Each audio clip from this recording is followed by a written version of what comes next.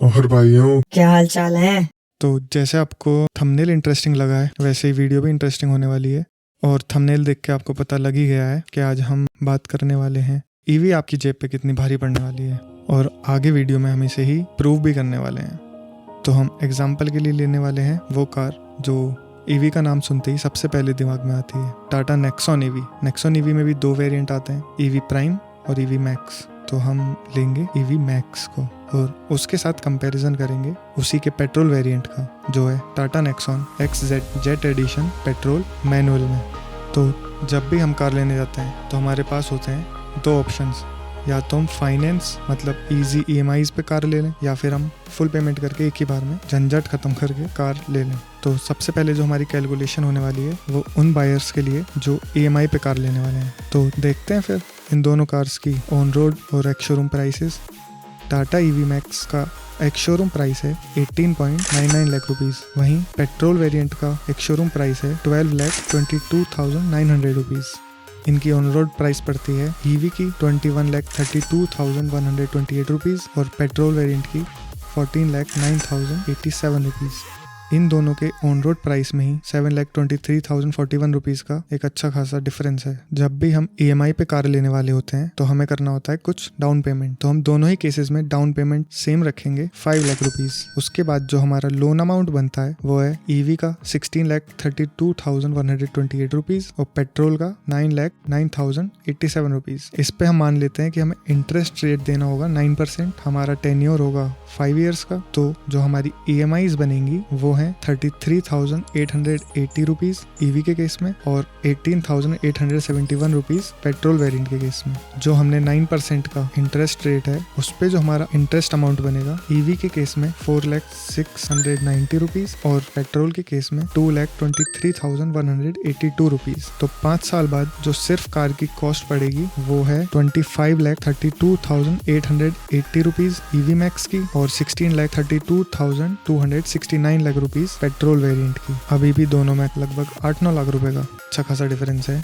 सिर्फ इतना ही नहीं, अब हम निकालेंगे रनिंग कॉस्ट एक एवरेज यूजर के हिसाब से जो एक साल में 15,000 किलोमीटर गाड़ी चलाएगा। तो टोटल 5 साल में वो चला लेगा 75,000 किलोमीटर। यही सेम कैलकुलेशंस लेके चलेंगे हम दोनों ही कार के केस में। अब ईवी मैक्स की क्लेम्ड रेंज है 453 किलोमीटर पर चार्ज, लेकिन एक्चुअल रोड कंडीशन पे तो ये नहीं आने वाली है। तो हम मान के चलेंगे 320 किलोमीटर चल जाएगी, लेकिन हर साल उसकी बैटरी डिग्रेड होगी, परफॉर्मेंस कम होगी। तो हम 5 साल का एवरेज पकड़ के चलेंगे 300 किलोमीटर पर चार्ज का। ईवी मैक्स की बैटरी कैपेसिटी है 40.5 किलोवाट आवर और इसको चार्ज करने में मान लेते हैं 1 किलोवाट आवर का हमारा एनर्जी लॉस हो जाएगा। तो हमारा टोटल होता है 41.5 किलोवाट आवर। तो जहां हम हैं वहां इलेक्ट्रिसिटी के रेट हैं 7.5 रुपीज़ पर यूनिट। ये पूरे इंडिया में वेरी करते हैं और हम मान के चलते हैं कि हर साल प्राइस इंक्रीज भी होंगे। तो हम 5 साल का एवरेज लेके चलेंगे 10 रुपए पर यूनिट का। तो हमारी गाड़ी फुल चार्ज होगी 41.5 इंटू 10 रुपीज़ पर यूनिट, जो हमारा होगा 415 रुपीज़ में। 415 रुपीज़ में हमारी कार चलेगी 300 किलोमीटर।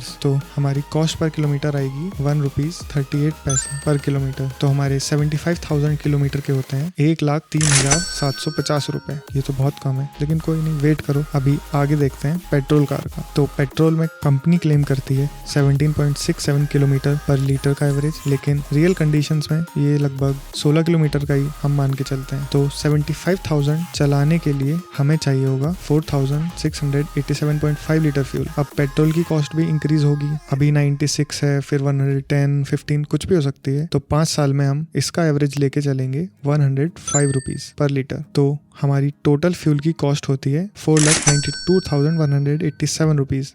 इतने में तो एक ऑल्टो सोल्टो जैसी गाड़ी आ जाएगी, या कोई छपरी KTM RC 390 ले लेगा इतने में।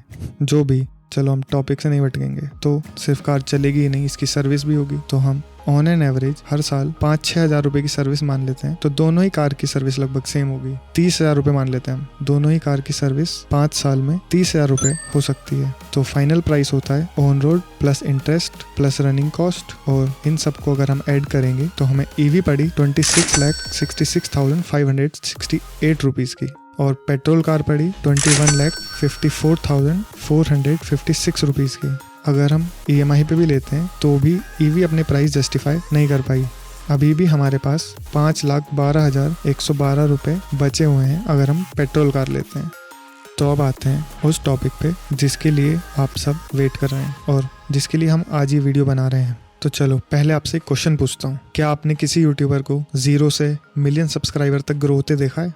क्या आपको किसी का नाम याद आ रहा है जिसको आपने 0 से सपोर्ट करना शुरू करा हो और वो मिलियंस तक पहुंच गया हो? अगर नहीं तो हम हैं ना यार, हमें सब्सक्राइब करें और इस जर्नी का पार्ट बने। इसमें आपको और मुझे दोनों को ही बहुत कुछ सीखने को और देखने को मिलेगा। फिर आपसे मैं अपने सारे एक्सपीरियंसेस शेयर करूंगा जो भी मैं फेस करूंगा इस जर्नी में 0 से मिलियन सब्सक्राइबर तक जाने के लिए। तो प्लीज सब्सक्राइब जरूर कर दें। तो मान लो भाई आपके पापा के पास है मोटा पैसा, उन्होंने आपको दिए 22 लाख रुपए एक कट्टे बोरी में भर के और कहा जा बेटा एक कार लेके आ। तो उस बोरी को बाहर ले जाने से पहले ये वीडियो पूरी देख लो। तो भाई हम मान लेते हैं कि आपके पापा भी हमारे पापा की तरह हैं जिन्हें गाड़ी लोन वोन पे लेने का कोई कॉन्सेप्ट समझ में नहीं आता है। तो सीरियसली भाई अगर आप कैश बायर हैं तो आपके बचने वाले हैं बहुत सारे पैसे। तो आप लेने गए शोरूम में गाड़ी फुल पेमेंट पे। टाटा नेक्सॉन EV मैक्स आपको पड़ेगी 21,32,128 रुपए की। वहीं पेट्रोल नेक्सॉन आपको पड़ेगी 14,09,087 रुपीज की। और इन दोनों की कॉस्ट में डिफरेंस आ रहा है 7,23,041 रुपए का। बहुत ज़्यादा है।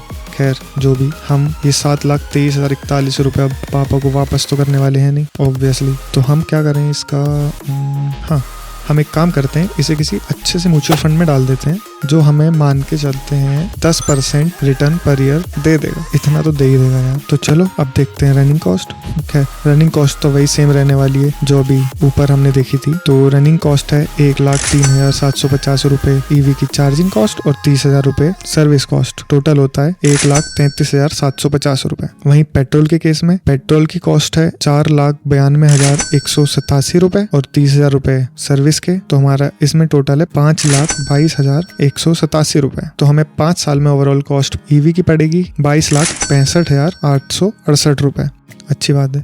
और पेट्रोल की पड़ेगी 14,09,087 रुपए प्लस 5,22,187 रुपए जो है इसकी रनिंग कॉस्ट। तो इसमें हमारा टोटल बनता है 19,31,274 रुपए। तो यहाँ तो अच्छा खासा डिफरेंस नहीं आ रहा, तो क्या करें? अरे हाँ 5 साल हो गए हमारे वो जो थे म्यूचुअल फंड वाले 7,23,041 रुपए, उन्हें देखते हैं उनका क्या हुआ।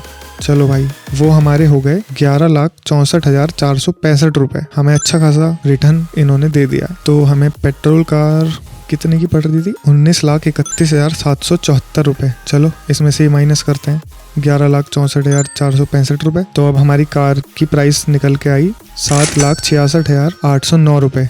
हो गई ना अच्छी खासी कम। चलो अब 5 साल हमने गाड़ी चलाई है, मान लेते हैं 5 साल बाद हमने जो 14 लाख की गाड़ी ली थी पेट्रोल, जिसकी अभी 10 साल की और लाइफ बची हुई है, 15 साल तो चलती है पेट्रोल कार। तो मान लेते हैं हम इसे कुछ भी नहीं तो 7,66,809 रुपए की तो बेच ही देंगे। चलो अब ये बेच दी हमने। तो जो हमारा टोटल निकल के आया, कितना निकल के आया 5 साल बाद? 0। तो भाई कॉन्ग्रेचुलेशन, आपने 5 साल एक गाड़ी चलाई, उसकी रनिंग कॉस्ट भी फ्री, कार भी फ्री, और 5 साल बाद आपको मिल गए आपके सारे पैसे वापस। है इससे कोई अच्छी बात? वहीं EV जो हमें पड़ रही थी 22,65,868 की, उसे भी बेच लेते हैं। चलो वो हद से हद बिक जाएगी 12 लाख 13 लाख की। 8 9 10 लाख का लॉस तो उसमें अब भी हो ही गया। तो भाई लोग देखो, अब मैंने आपके इतने सारे रुपए बचवा दिए हैं, तो उसके बदले में आप एक लाइक और सब्सक्राइब तो कर ही सकते हैं। हाँ ऐसी इंटरेस्टिंग वीडियोस आती रहेंगी यार इस चैनल पे, टेंशन ना लो।